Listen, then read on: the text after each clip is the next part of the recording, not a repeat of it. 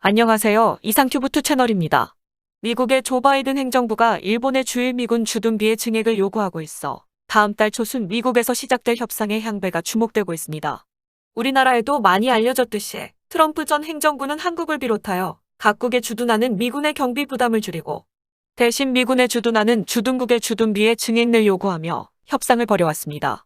2021년 3월에 기한이 만료되는 주일 미군 주둔경비에 관한 특별협정에 대해 미국과 일본의 관계자들이 교섭을 했지만 대폭적인 주둔경비 증가를 요구하는 미국에게 일본은 어려운 재정 상황을 이유로 난색을 표하며 교섭은 이루어지지 않았습니다.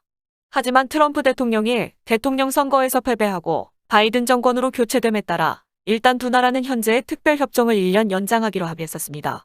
트럼프 행정부에서 바이든 행정부로 바뀌면서 주일 미군 주둔경비 부담에 대한 방침의 변화가 있을 것으로 일본은 기대했지만 바이든 행정부 역시 트럼프 행정부의 방침을 계승하고 중국의 위협에 대응하기 위해 일본의 주일 미군 주둔경비 증액을 물밑에서 요청하고 있어 내달 초 미국에서 시작될 미국과 일본의 협상 방향이 주목되고 있습니다.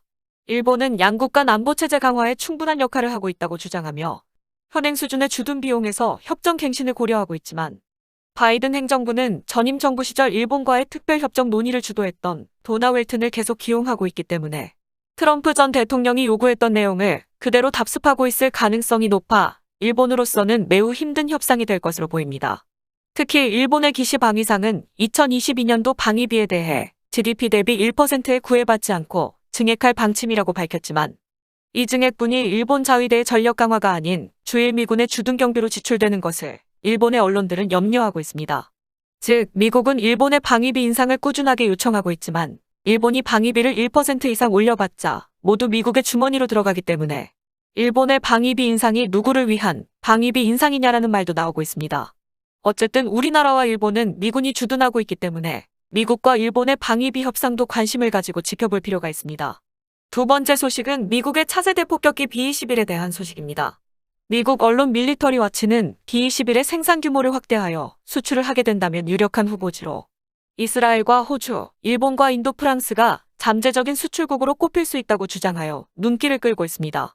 미 공군이 개발하고 있는 스텔스 폭격기 B-21은 B-1B와 B-2A의 후계기로서 2020년대 후반에 운용되기 시작할 예정이며 미군의 조달 및 병참 부문을 담당하고 있는 다린 코스텔로 차관은 지난 6월에 미 의회의 하원 군사위원회 청문회에서 조립 중이던 두 대의 B-21이 완성됐다고 증언한 바 있어 비밀에 쌓여있는 B-21의 개발 공정은 지상시험에 들어갔을 가능성이 높아 보입니다.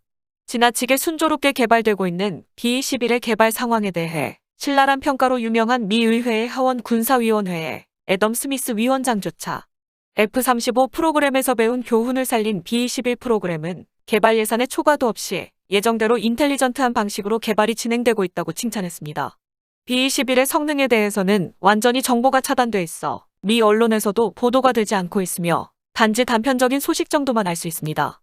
미 언론에 따르면 B-21의 조달 비용은 5억 달러 정도로 운용비는 B-21에 비해 75% 정도 감소되는 것으로 알려졌으며 현재 미 공군은 B-21을 100대 정도를 조달할 계획이며 많게는 144대까지 조달할 수 있다고 전해지고 있습니다.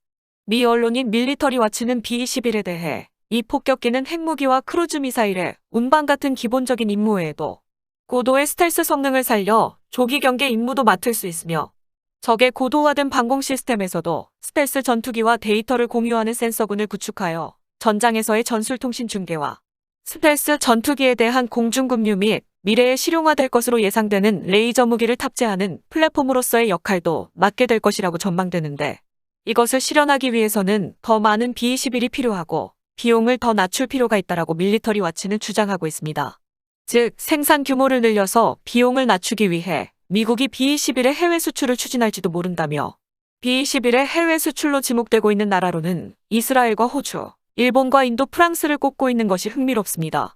호주는 미 공군의 B-21 수용처로 알려진 틴달 공군기지 확장에 약 11억 호주 달러를 투자하여 2027년까지 활주로 연장 및 새로운 터미널 건설과 연료 비축시설이나 정비시설을 증설, 그리고 기지에 주둔하는 부대를 위해 주거나 수도 및 전기 등 인프라를 정비할 것을 결정하고 있지만 미 공군의 B-21과는 별도로 F-111의 퇴역으로 상실된 장거리 공격 능력을 다시 획득하기 위해 호주 공군도 B-21을 도입해야 한다는 주장에 호주 내 언론에 여러 차례 등장하고 있습니다.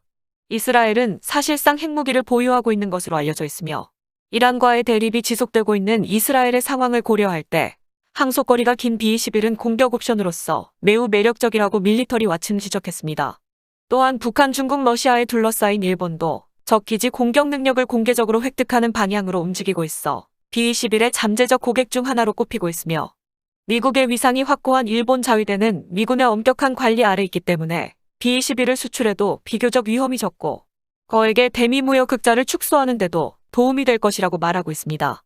광활한 인도양에서 중국 해군과 대치하게 될 인도에 있어서도 B-21과 장거리 대함 순항미사일 나즘의 편성은 매우 매력적이고 러시아로부터 인도의 무기 공급국으로서의 지위를 빼앗으려고 미국도 노력하고 있기 때문에 쌍방의 이해가 일치할지도 모른다고 예상하고 있습니다.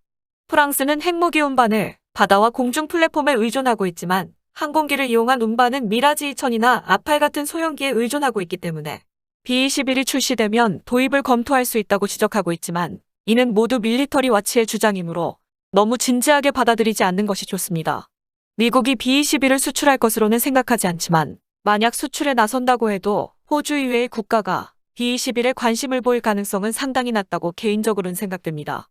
애초에 F-22와 F-35 B-21과 차세대 전투기 NGAD와 같은 항공기의 스텔스 능력은 적의 철통 같은 방공 시스템이 배치된 공역을 뚫고 작전을 실시하기 위해 불가결하다고 주장하는 것은 미 공군의 기준인 것입니다. 6세대 전투기를 미 공군과 별도로 개발하는 미 해군조차 관통형 스텔스는 해군에 필요 없고 장사정 공격 무기를 운반할 수 있는 항공기만 있으면 충분하다고 주장하고 있어 적을 관통하는 관통형 스텔스의 대명사인 B-21은 미 공군 이외의 조직에는 버거운 장비입니다. 더 덧붙이자면 밀리터리 와치의 주장은 이스라엘과 호주, 일본과 인도, 프랑스 등의 나라가 B-21을 필요로 하고 있다고 하는 관점이 아니라 이들 나라가 B-21을 도입해준다면 북한과 중국, 러시아와 이란에 대한 미군의 군사적 부담이 경감되고 생산 규모가 확대된 B-21의 조달 비용과 운용 비용이 낮아져 가장 이익을 얻을 수 있는 나라는 미국이라는 관점에서 말하고 있는 것입니다. 개인적으로는 일본 자위대는 미군의 엄격한 관리 아래 있기 때문에 B-21을 수출해도 비교적 위험이 적다라는 부분이며 이 대목에서 미국 군사 전문가들의 시각이 일본을 어떻게 보고 있는지 보여주고 있습니다. 세 번째 소식은 미국의 공중발사형 무인 항공기 롱샨 UAV의 또 다른 이미지를 공개했다는 소식입니다. 미국 국방고등연구계획국은 지난 2월에 다수의 공대공 미사일을 운반할 수 있는 공중발사형 무인 항공기 롱샷을 개발하기 위해 제너럴 아토믹스와 로키드 마틴, 노드롭 그루먼 등 3개 업체와 예비 설계 작업을 하기 위한 계약을 체결했습니다. 공대공 미사일을 운반하는 롱샷 UAV는 유인 항공기나 대형 UAV에 탑재되어 공중에서 발사되는 것을 상정하고 있으며 이런 롱샷 UAV는 항공전에서 유인 항공기의 사거리를 극단적으로 확장함으로써 아군이 공격받을 위험을 감소시킬 수 있습니다. 또한 폭격기와 수송기가 롱샷 UAV를 운반해 항공전에 참가하거나 호위 임무에서 유인 전투기를 대체할 것으로 기대되고 있는데 제너럴 아토믹스는 지난 7월 24일에 예비 설계 작업 중인 롱샷 UAV의 이미지를 공개해 주목을 받았습니다. 제너럴 아토믹스가 공개한 롱샷 UAV는 스텔스 기능을 갖춘 형상으로 동체 하부에 웨폰 베이를 갖추고 있지만 공개한 이미지에는 에어 인테이크가 그려져 있지 않아 추진 방식이 제트 엔진인지 로켓 엔진인지 확인되고 있지는 않습니다. 주익도 V자 꼬리 날개를 접을 수 있는 것은 아닌 듯하여 지난 4월에 다르파가 공개한 롱샷 UAV의 이미지와는 다른 것이며 이는 앞서 이미지를 공개했던 노스럽 그루먼이 공개한 UAV와 같습니다. 또한 제너럴 아토믹스가 공개한 롱샷 UAV는 일회용 UAV인지 아니면 재사용이 가능한 UAV인지도 알 수 없으나 제너럴 아토믹스와 노스롭 그루먼이 개발하고 있는 롱샷 UAV는 상당히 대형 UAV가 될 것으로 생각되므로 이 UAV를 운반할 수 있는 항공기는 B-52H나 B-21 등 대형기에 한정될 것으로 보입니다. 이상 마치겠습니다. 시청해주셔서 고맙습니다. 이상 튜브2 채널이었습니다.